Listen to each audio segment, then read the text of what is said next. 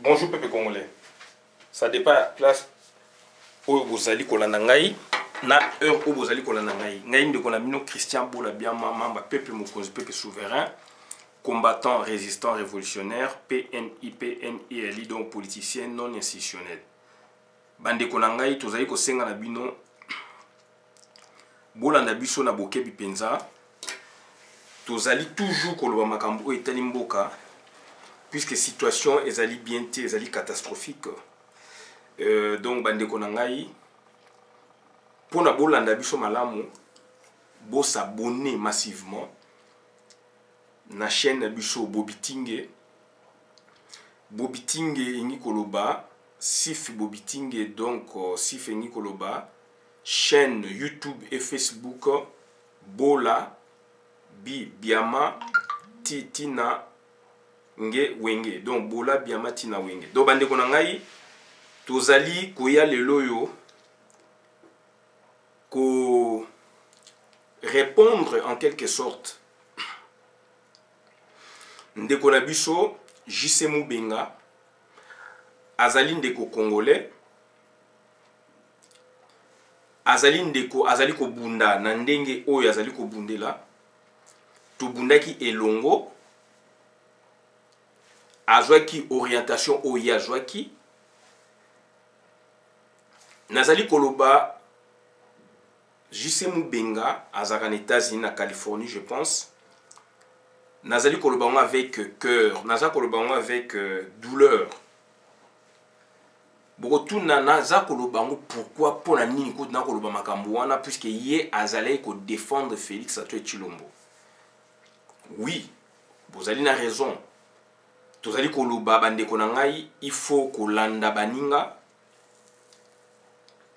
C'est quelqu'un avec qui to bandai ko bengana kolanda na pe ba donc ko komana pe moi muke à l'époque et puis à un moment stop ekotaki à cause ya makambo ya ba élection oyo.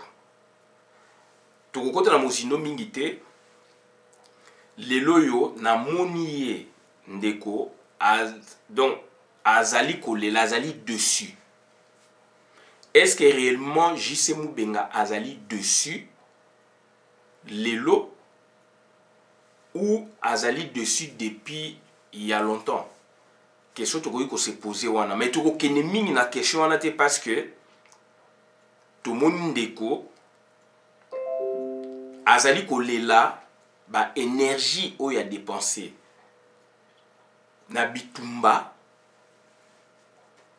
azali kolela côté finance mbongo oye a débourser na libota na ye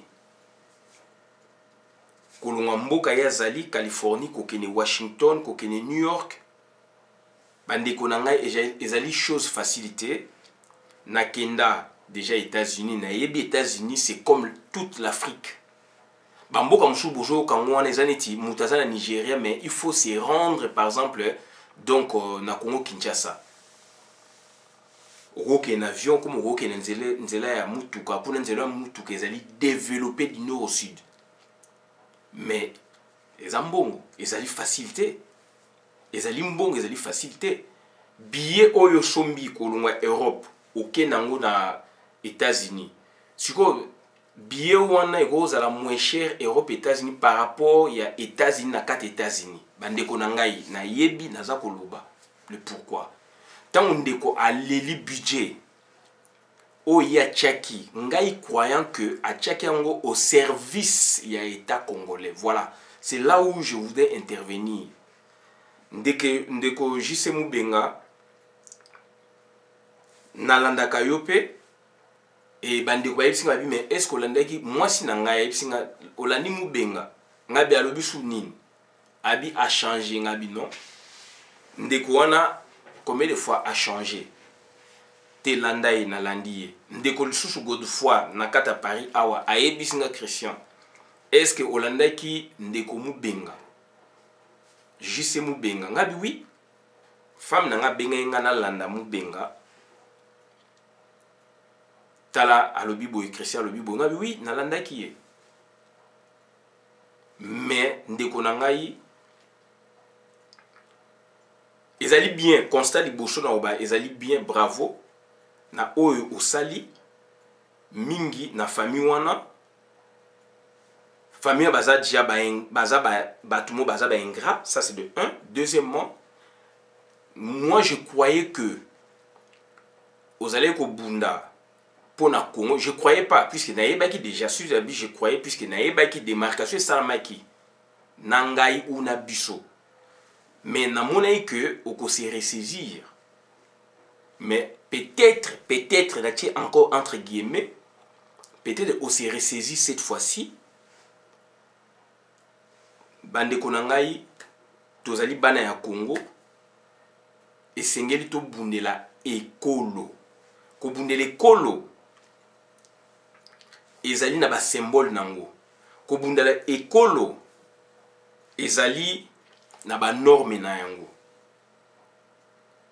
et comme neti tozali ko bunda à travers JC Mubenga je m'adresse na batu nyoso balandaki Félix et to komi na point carré. Émission mon canal Kinshasa va jouer en point carré. De to komi na point carré. Bah on se va jouer en point culminant. Donc ok, donc moyen to échapper et ça sous-shooter. Vous allez côté autour na yo lem sou mutazat oza yo moko. Au côté autour na yo lem sou il y a que 4000 donc on a dit point carré. Point à vérité, phase à vérité. Pour n'avoir moussoussou mais biso déjà vérité to yebaki toko se vanter te puisque ça m'a Congo ndeko Mubenga tozali ko senga na bino bozonga na nzela le fait que peut-être bozongi na nzela et kozali sengo mingi puisque bozala ba talent ebele bozala ba qualité ebele oyo pe Congo eza na besoin na yango tozonga na nzela tobunda pona ekolo mboka wana Félix ateka yango na mama Marthe aboma mobali na ye pona mwana wana azwa bokonzi oyo azwi wana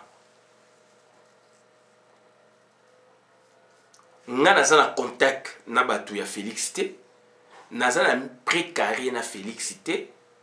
Mais rien que na banalise, na tchaki rationalité liboso, na se posa ki ba question belé liboso, rien que na banalise, nde na yeba ki ko sosola pona ko yeba position oyo Congo na biso ekomi. Rien que kaka élection salami. Avant même l'élection, JC Mubenga yebi.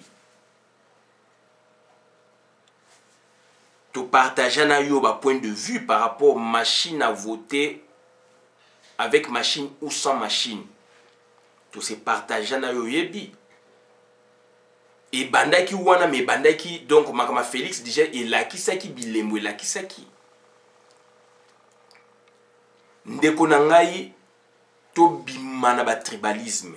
Na bi to bimana tribalisme. To biman esprit à province nangai. Tant on parler politique nationale ya mboka, d'autres à la nationale ya mboka.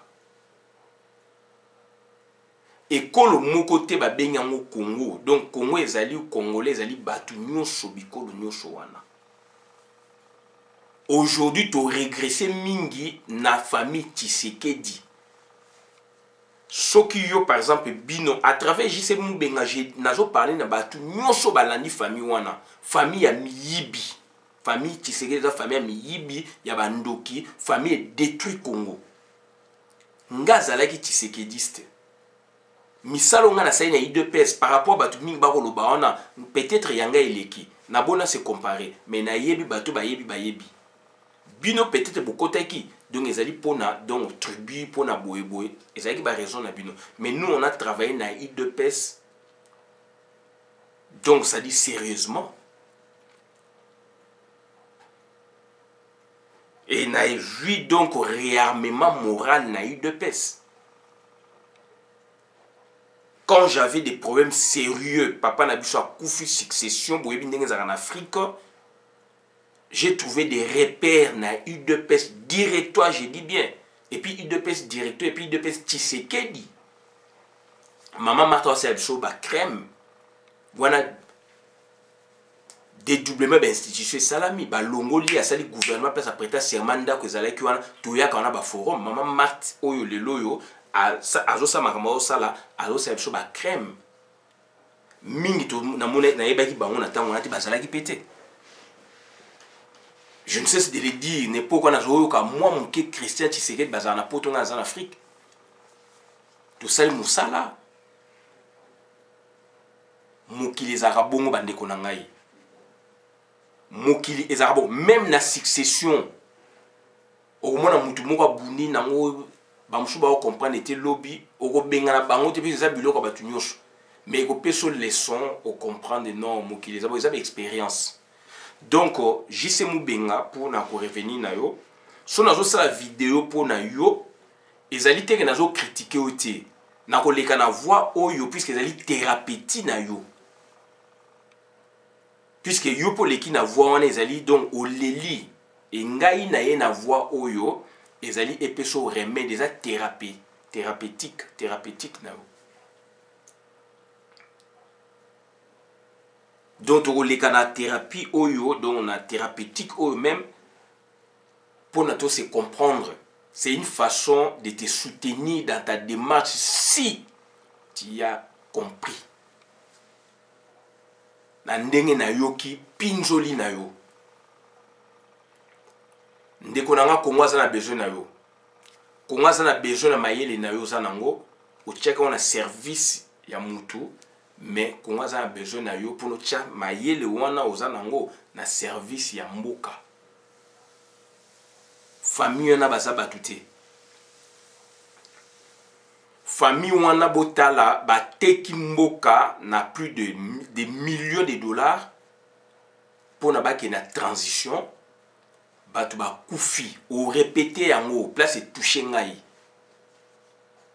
Na moni peut-être, je prends encore beaucoup, je prends ça avec ma déclaration na yo ko lela na yo pinzoli na yo na yo kiango naza congolais.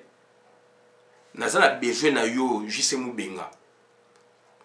Toko libérer mboka biso nyonso toko libérer ne longo na yo JC Moubenga. Na bandeko o bazali ko comprendre JC Moubenga o balanda ki pe voana na yo elongo. Toza na besoin na bino boza ba congolais. Papa Tshisekedi dans le bango okomona ka yeli susute. Papa Liaou okomona ka yeli susute. Papa Kibasa okomona ka yeli susute. Papa Mbwakem okomona ka yeli susute. Na tengeli bino 4 membres ya directoire représentant le Congo.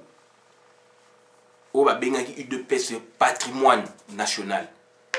O bino défendaki avec UDPS donc c'est-à-dire tribal. Na kokota mingi susu wana te soki oko permettre ngai na penser na ondenge na saisissaki. Soko comprenaki, je prends ce côté là. Na boyi oza na pinzoli na zoksoli susu. Soko comprendre ndeko na ngai landa nzela obiso toza kolanda. Ata tokozala ensemble été mais orientation kaka yango wana mboka na biso etekami.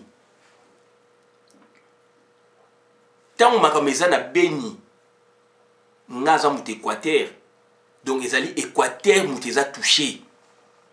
Tant makameza na kamwe na sapu, ils allaient bas comme ils a touché, Équateur ils a touché, Bandou les a touché, partout ils a touché. Tant makameza na Beni, ils allaient makameza na Yumbi, c'est tous les Congo.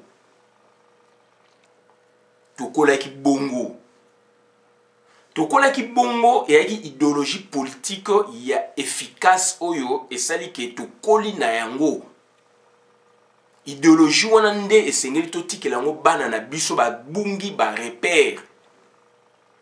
Au titre des repères, tangu bino bozali kolanda voix wana na boyi na blessé au côté wana ou bino na blessé bino côté wana.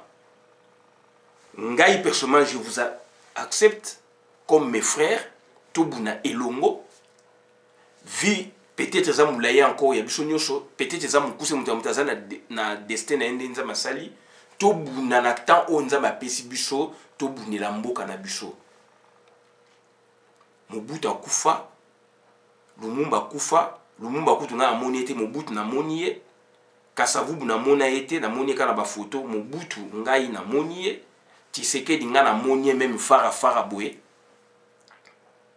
professeur Liao na moni bango auta ba Boston ayaka na moni boye bande konanga oyo bosalaki e blessé biso et blessa biso et déceva biso naza ko boya puisque ero sala nga so ba blessure mais kolela wana oyo leli ezala arme de crocodile te kolela wana nde yango nga na capté yango puisque deux personnes ba parler nga na yo.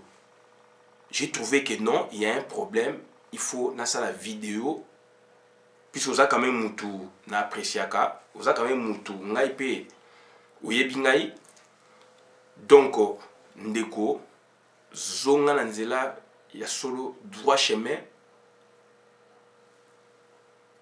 ozali na poto olukaka vi na o famille Tshisekedi mute tinda yo na poto te oza muta bwanya chaki bwanya na yo pona Congo tolongola bakanda tobwaka ngo pembeni. Congo eza na besoin ya ba talent, Congo eza na besoin ba contribution, tous à l'ensemble, tout bon ensemble, tout le monde mboka na biso.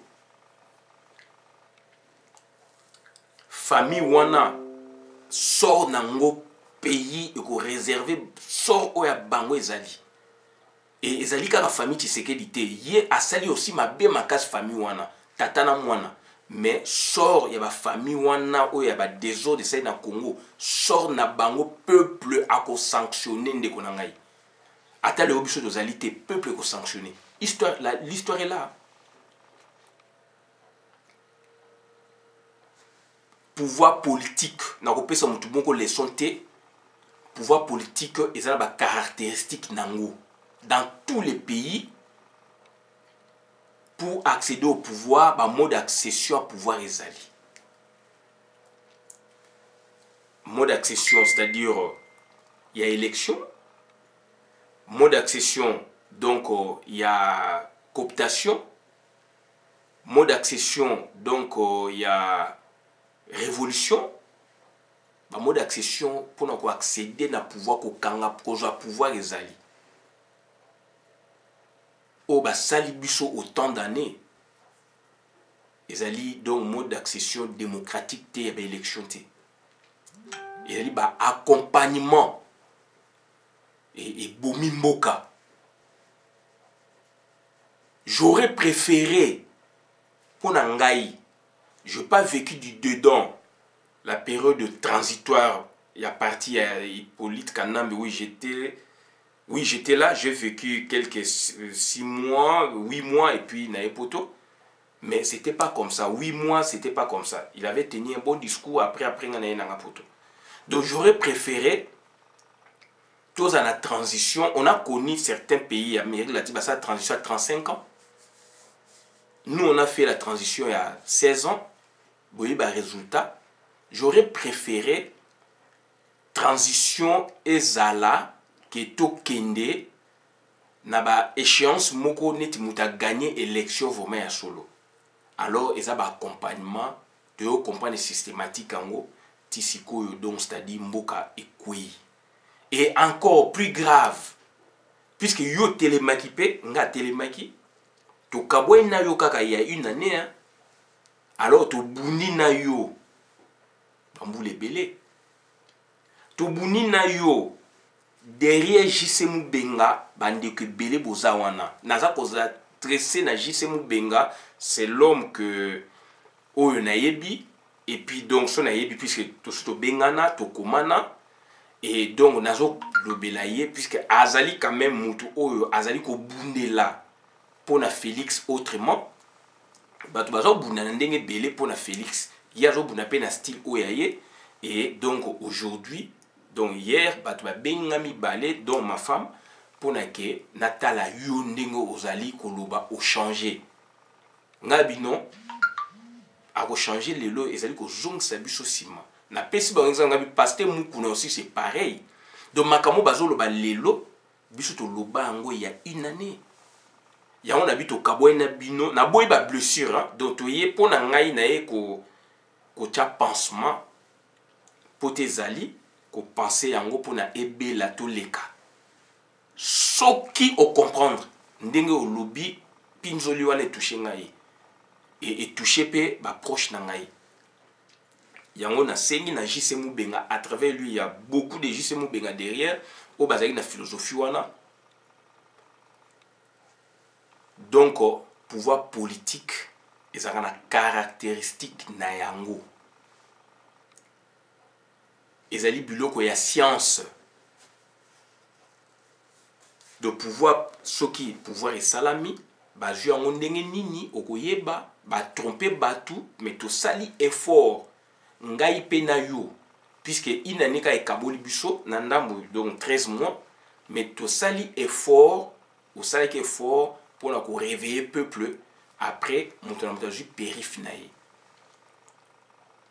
ngai na supporter Martin Fayulu na zan de quoi Martin Fayulu te Martin Fayulu nous a reçu une fois à Paris première fois na mon naïe bouye à Paris mais Martin Fayulu azali mutu o ya mesana ki mingi na diaspora parmi ba politiciens belé wana na ba 2015-14 déjà Martin Fayulu tenait des conférences ici na ba ninge belé ba benganga pe n'époque on a j'étais occupé na ba RCK na boy Martin Fayulu était déjà dans la diaspora yango ozomona ke makama Martin Fayulu donc ça dit ba tu vas capter rapidement puisque il s'était familiarisé avec la diaspora par rapport à Félix son cheminement au niveau diaspora il beaucoup plus IDP c'est plus beaucoup plus tribal mais Martin Fayulu vraiment donc avant cela donc avant que en 2015 à ça la semi-soulèvement populaire na Kinshasa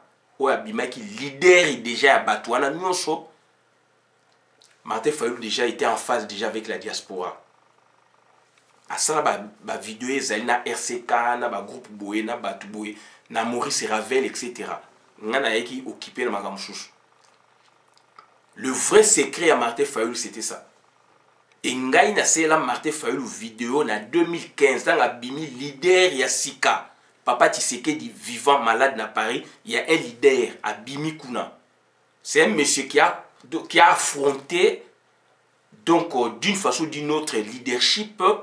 Il y a Papa Tshisekedi, de son vivant, Martin Fayulu, le seul, l'unique. Naza ko vanté mais je parle de choses vraies. Et Ayak a celle tournée naé et qui en plaire. Donc bande ko ngai mais avant cela déjà, avant Elokwana Martin Fayulu déjà était en phase na diaspora. Il y a des vidéos na RCK, na Boye na Paris, na Bruxelles partout.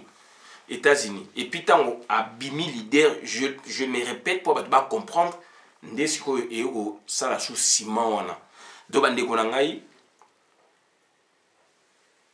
j'ai donné mon soutien à Martin Fayulu na ebiete j'ai donné soutien à Martin Fayulu azan de ko ngai attributé mais azali congolais azan de ko ngai congolais voilà ba démarche oyo biso to lingi ya ba patriote lobi pe leader muso akobima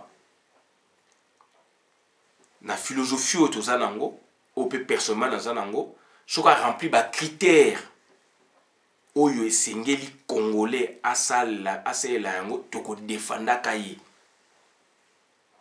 mais to boyaka personnellement na boyaka muto asomba ba conscience abatu na mbongo wana ngaiti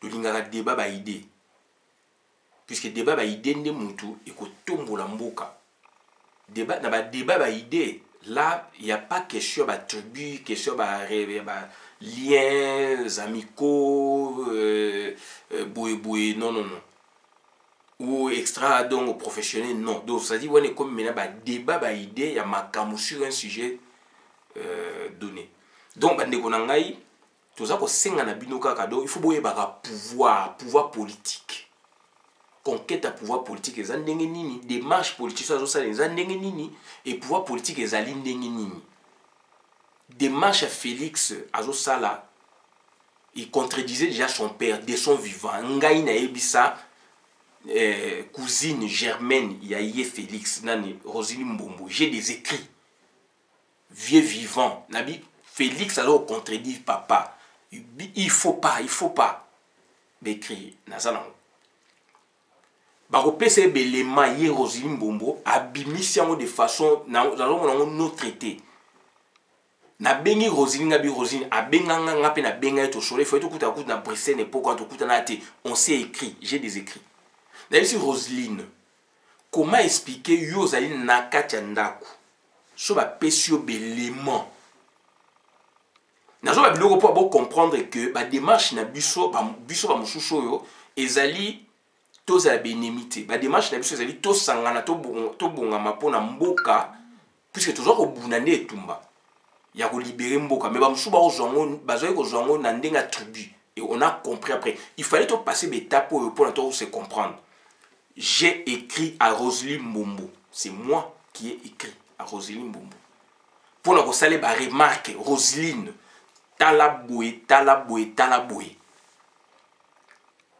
papa Tshisekedi azali papa na yo Félix azali ndeko na yo so ba yebso makambo ozali mutu ya parler traité yango na mayele no na moni ko okomaka bien oza mayele donc okoki ko corriger ka bango pe na ndaku okoki ko corriger papa kulutu na yo okoki pe ko corriger pe yaya na yo Félix je le fais avec cœur to kabona kité Roselyne so azali na ebiye je vois donc ce qui un jour motema ne ko betaka akoki ko luba ngo comme témoignage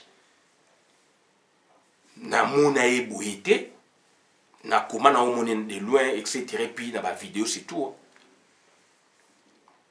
na komela Roselyne autant de fois a bengangai na bengaye na yebisi ngabi Roselyne il faut traiter ba problème puis ba ko yebiso makamboye baza papa na o ma rose na erreur eza politique mutu moko azala politique à 100% zati il faut traiter rapper ba mona ah tozana mwana pe ya mayele sous ya politique a auto formé pour yo zo bango banzambe bakamba lobby yo largué makamba lobby yo largué c'était comme ça mais Roselyne comment expliquer makamba yebisio je sens que vous n'êtes pas nabino puisque vous êtes d'abord fanatique mais donc je peux dire aujourd'hui donc vous allez donc être fanatique na bango non aujourd'hui papa lobby maman lobby puisque ça ma politique et ça ordre et la famille que papa lobby même na ordre de famille so papa lobby boye moi na pas revendre ti a ko ko c'est lango après papa na sala yo mais il fallait même chose ça boye papa peut revenir na raison. Mais on est dans ma politique à Mboka, ngai na lobela Roselyne. Dans sens à ma bêtise. Et puis à benga kinga to solo ne ma me belé après nga pe na bengi bani fallait to kutani na Bruxelles chouchou et qui avorté. Donc c'est tout ça avec passion. Mais bourgeois qui on a ndé bourgeois qui et le Roselyne azala akuna akuma na million résultat ni no Roselyne a sabino qu'est-ce que Roselyne ce qui a sali erreur Hippolyte quand même a ko bomaye donc ce que Roselyne o boye ndeko Félix ba sali erreur politique oyo ezali kuneza ya bango te bako boma bango ce qui baye ba kite baye ba yango bongo kaka yo ndeko donc JC Mubenga baye bi yango pouvoir ezali ya bango te maman Marthe ayebi yango toujours je appelle comme maman Marthe bako ye boto restituer abi botika wana makamwa pouvoir na négocier ki ngai na mwana na ngai maman Marthe azali donc azali garantie azali caution pardon donc ya mwana na ye so maman Marthe azali na Kinshasa te bacha babaka mwana moko Félix ya liboso ya mwasi de na ko bende ko maman mwasi nde azali donc garante ya pouvoir ya Félix ba tuti basenga ki garante. À part d'autres cérémonies, il y a des vidéos. C'est qui garante mon kobo, babi garante mais garante une femme. Et Félix a payé ça qui n'absence à maman n'a Ndimaki depuis Bruxelles et n'absence à maman n'a ba payé ça moi na moi si mobimaza wana. Azana bureau, azana boybo, azana staff nae donc garante ya pouvoir ya Félix à toi Chilombo. Ce qui maman na ya ye ne ba yokana yi mwana na ba libérer pour na azwa aération maman na ye azali na bureau garante ya pouvoir mwana na ye yango mona maman na na bureau azana bo bato ba ko landa ye azo pesa me ba ministre ya pesa ba PDG ndeto ko yoka lisusu ezali famille ya mabe bateki mboka sans baza ba inconsciente batuana famille les famille moko inconsciente. Papa Tshisekedi dit bon doute que vous allez pourquoi avec maladie donc doute que vous profiter naïe mais du moins donc ayebaki puisque à côté de biso donc na nini na Bruxelles on a dit que il faut tout soit na monto que na dialogue na ADN na biso donc na ADN na biso to solo laka c'est Papa Tshisekedi il y a des vidéos à la matière. Donc il y a sa koufi mais to tikali awa Félix est de notre génération a ko leke la biso ndengonate. Comment expliquer maman Marthe Niake au sexe azaliwana azali encore rwandaise. Bien que pouvoir na parenté zappé ya Niakeo na démontrant la vidéo. Comment expliquer maman nazali au devant? Mais allez-y comprendre. Allez-y comprendre s'il vous plaît. Donc c'est un pouvoir qui a été préparé, concocté, je peux dire, depuis donc son mari était vivant, depuis que son mari était vivant. Maman a préparé Djakou et son mari en a subi bah revers. Mobadne a subi ça. Bah revers pour le pouvoir. Mobadne a tchaki Valentin Mouba qui est président IDPS le peuple. Boyebi yango. Bah vérité yango na. Jama kabuna lobaka et comme elobama désordre bah vérité bima. Papa Tshisekedi 3 jours ba boya ko pese biloko ko lia azana plus de 85 ans na maman na mwana na ye likoloni ya primature oyo ya Valentin Mouba et puis si ba ngabi loboko na nga oyo boko katango boya o katango maman ta ka moni ke Mouba ba ni ko sa ba crise nde aye ko libérer ce papa en souffrait mutu oyo atangi ndengwana yem ta créé moi sur la puis yem ta bali moi sur ta bali qui était et nanda kuna ba on les aniti moi si mdazola ta pantalon mobala na ta culotte mobala na ta jupe moi ça ta pantalon moi si mobali ndi mutu abali moi si et moi si ce quoi ça a kumbeli masolo il y a un désordre papa wana balal senzala likolo ya nomination ya Valentin Moubake areni bango abi bon to que na transition bo premier ministre Moubake papa la côte na ba difficulté Félix donc complice na maman nae papa on a do balal senzala et pas na bango butu na batu bazali kuna biso de information ndeni ba yitsa biso ndenge batu bengai atala mu benga bo ndenge ba yitsa biso batu wana pe to yebi bango pe batu pe bazali pe na million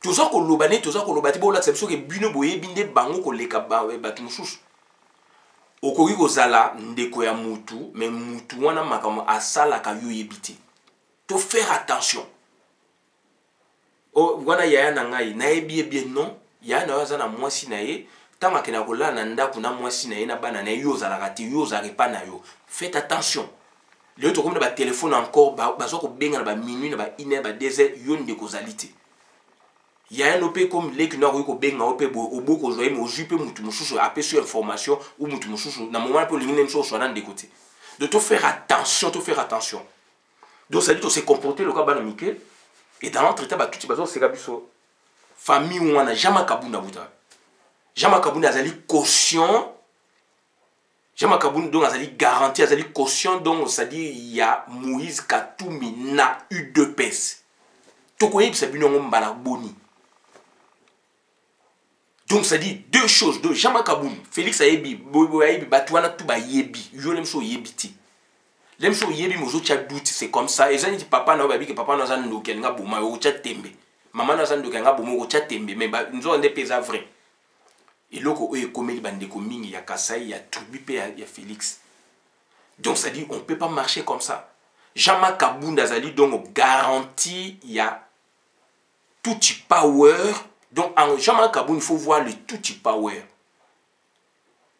Bien qu'il est devenu rebelle, il faut comprendre après Batekaye, Jama Kaboun.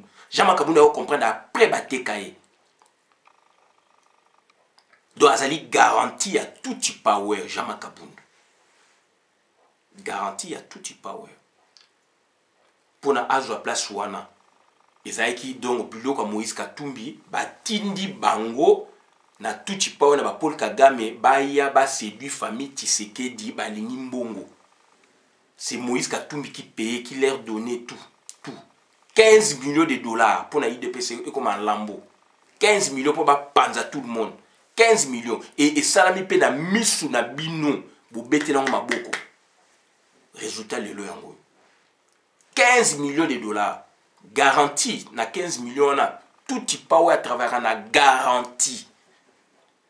Na pesi bino boé pour na zala to na lingelo ko boé. Oh ben non. Bozwi mbongo to signé papier mais na lingi mutu na ngazala wana représentant na ngai c'est Jama Kaboun azaki nganga ya Mazembe azali akosi no katange boyo découvrir o azali muluba ndenge mona bino bande ko na ngai do IDP c'est ça raté administration IDP c'est ça wapi et ça informatisé té même pas informatisé ba tout wana tout bo lo bango papa Tshisekedi ça kufa ba kunye na Belgique ba memi ba kayu kuna po ba ko sabino problème sambo le tout power ba yebi bino do Félix aza eloko kolobate et makamu nyonso ba cérémonie nyonso ba salaye donc ezali filmé ba sala ke ba chantage donc Jama Kabuna azali garant maman Félix azali garante ya ba pouvoir ba jouer kana ba garantie na ko peso loko bo il faut pesa na garantie ni mutu mobimba pour la célé musala Jama Kabuna azali mal à ébike donc on s'est dit bah tekaye yango mona koma nerveux donc azali colérique bah tekaye mobimba amone makambo boye ko makambo ndenge muso atika moyen te fa keneti na suka ti ba opese poste wana puisque ezali biloko ya Moïse donc ça dit ya Moïse Katumbi te sur la bien Moïse Katumbi eza yem ta cette opération on peut parler de lui mais derrière Moïse Katumbi c'est Paul Kagame. Moïse Katumbi donc dépend directement de Paul Kagame. Je vous ai dit ba yokani ba akozonga Moïse Katumbi azonga puisque ezali biloko oyo un renseignement pesa ki biso basi ba sangisi bango boye ko sala maboye Moïse Katumbi wana zonga Félix dans yé Félix Alobani et puis yé Kabila Olbeloni puisque uteki na Paul Kagame uteki ba Museveni et baza ba mission na bango musudo ba bomi IDPS garana bango zali wana donc ça dit donc Jama Kaboun et maman Félix ko ba jouer sous garante ya pouvoir ya mwana na donc ça dit ba jouer kande mwana et bino ba intellectuel luba congolais ba luba nyo sauté au bo Olanda Félix ngulu bo kenango pona ko bunisa bande ko na bino ba congolais vous avez gagné quoi donc nazalité pona tout mieux plaît donc non je suis pas ezarba démarche nangate na ko senga na batu nyos tout oyo balandi ki Félix et que ba comprendre que pouvoir eza ya Félix té les loyo bien que en retard c'est pas grave mutu o a changer la stratégie té azali mutu a comprendre té mutu a comprendre ka changer la stratégie mais ba chercheur a okeni na piste boti simbité a kotika a zongi les lots la coronavirus professeur Didier Raoult a parlé na chloroquine un des médicaments base pour traiter malade dans ba résultat pesa ko monana ba musu baza toujours sceptique il faut c'est la commission puisque voilà la commission Europe boye dans une semaine 10 jours de balobi puisque ni les protocole scientifique il faut étape dans notre étape tu vas kufa mais il est anticipé et bah tu peux bah médecin balandi il y a du résultat positif bien que bah médicament pe ko vous allez ndenge belé mais piste ya chloroquine et ça qu'on traiter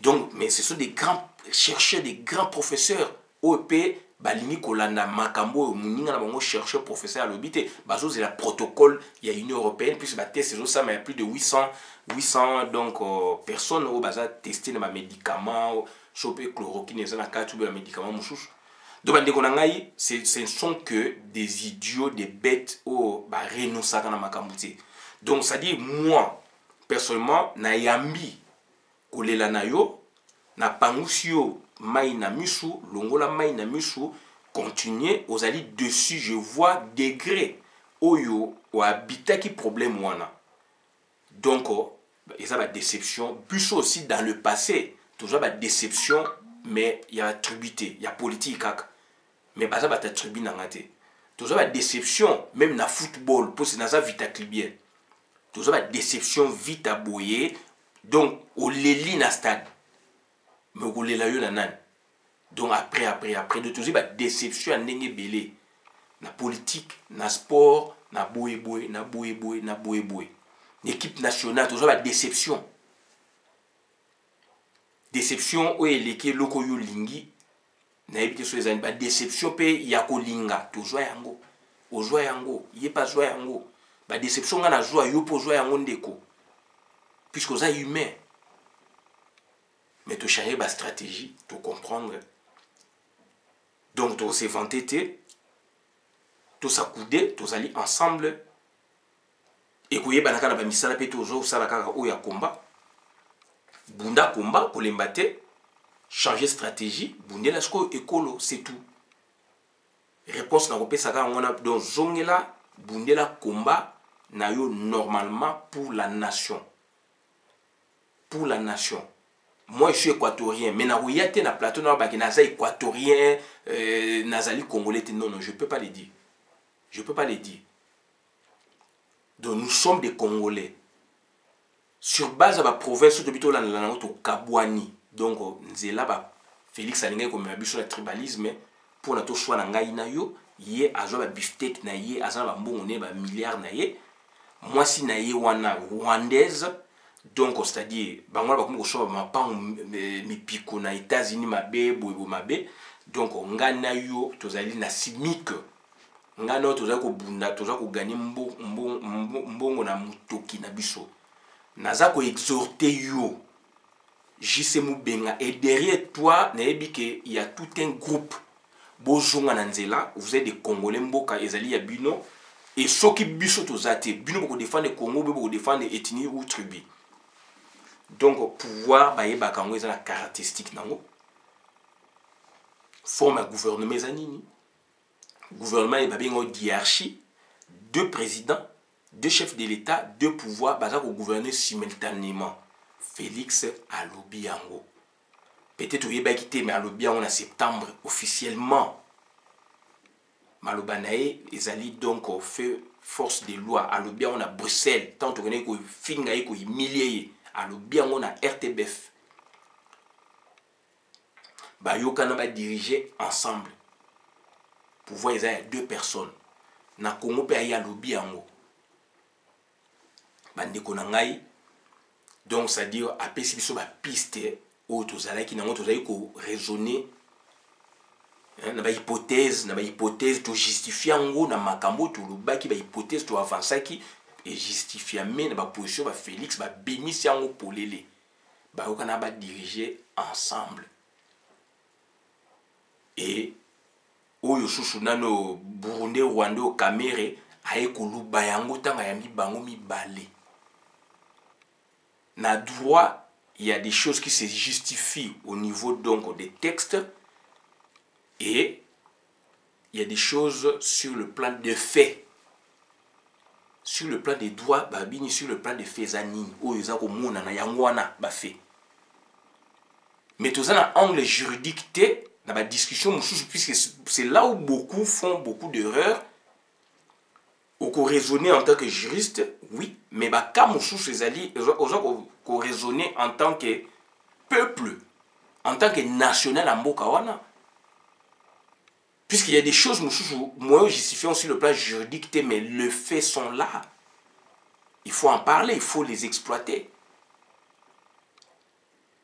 voilà ba piste monani je vous comprends peut-être bon monaki en côté mais biso to monaki en avant tous avez bien des côtés à pouvoir kuna pour ba yesa biso puisque achepe kaka bandeko na baluba na yi baluba nyoso te o achepe to moni yango nyake au moins ne pe abelela yango donc biso to zalaki wana te mais to yoki to moni mais to raisonnaki pour na ko sauver meuble et meuble là c'est pour tout le monde la PC exemple la succession mutu muso ko défendre la succession ou groupe mo ba ko défendre la succession ba muso ba lingi même beba mais souka nango tant ba ko se ressaisir o ko benga na mutu moko ti eza eloko ya mutu nyonso tu eza ya bino nyonso tu mais du moins mutu ya mutu ayebi ke nasalaki erreur place boye nasalaki boye nase comporte boye donc nasengi na JC Moubenga merci na koloba merci na ndenge ozali sincère olobi oyo esengelaki oloba oyoki soni to oyoki mutu moko te donc olobi yango na motema na yo et maloba olobi salela yango puisque yango nde ezali voix o biso toza kobunda o biso toza kosalela donc on a yeka koloba yango na suki abola na vidéo malamu na compte ya communauté pouvoir politique batalaka forme ya pouvoir wana forme ya gouvernement wana bateur baza ndenge nini et pouvoir ya Congo ezalaka yango wana te wana eza pouvoir batuti et botala ndenge baza koboma batu oyo bazali proche na Félix aza même koboya koloba bato bakomi koboma na cabinet na ye ba proche na ye Maître Mukendi o akufi na coronavirus lokuta famille démentir baboma Maître Mukendi depuis le 8 mars puisque Félix a pensé qui est d'après l'information na Zanango Félix a pensé qui est mission par rapport à général Kayi Mine baboma qui pour la base investigation azali parmi batouana batuti babomi Maître Mukendi batuti babomi ndeko mususu wana mama oyo abotiye mama na biso depuis extérieur place azali alobi yango mwana ne basolene abelaki malaria na bakoko na ye bana ya Jacques wana babelaki malaria boye donc ça dit bazali ko boma batu o bazali proche na Félix bandeko nanga ekozala grave na lobaki yango puisque ezali ba information pe de joie qui donc il y a 400 personnes baza na liste na salaki vidéo bandeko nanga na yebite so bolandaki ngai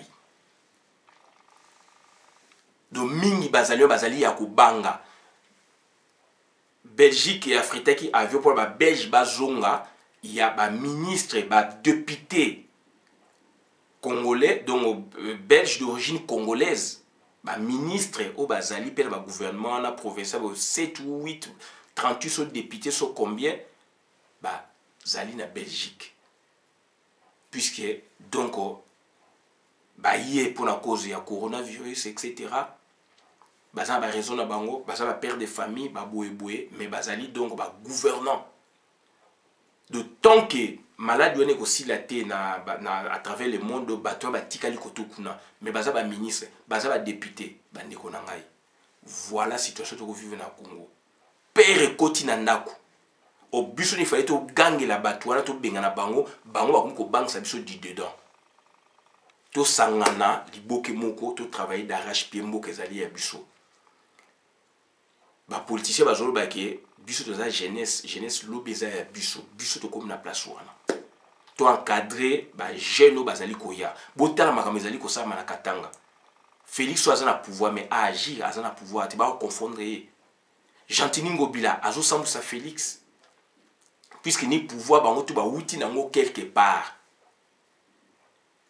et Muyibi osusu dongo premier ministre Bruno Tshibala alobaki yango Félix à comprendre, à rejoindre yé mbale bazali patron c'est moko Hippolyte Kanambe.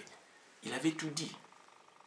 Donc on a également bangwana suki awa bon la vidéo madame na compte communauté message za concerné donc JC Moubenga et derrière JC Moubenga batu nyonso o bazali ko supporter Félix o ba changer et à travers l'obélia JC Moubenga donc na leli na yeko penser mai na miso pona to travailler ensemble ko travailler ensemble ngol bateka reto za la association moko beni non ko travailler ensemble dans le sens ya cause ya Congo et loko ngana o viser yango na situ donc zongela bituma na yo to bundaki ensemble to kaboni ça fait une année zongela bituma na yo bunda sembo puisque Congo ezali ya yo Congo ezali ya ngai ezali ya yo ya yekuna to bunda semo to tika batu wana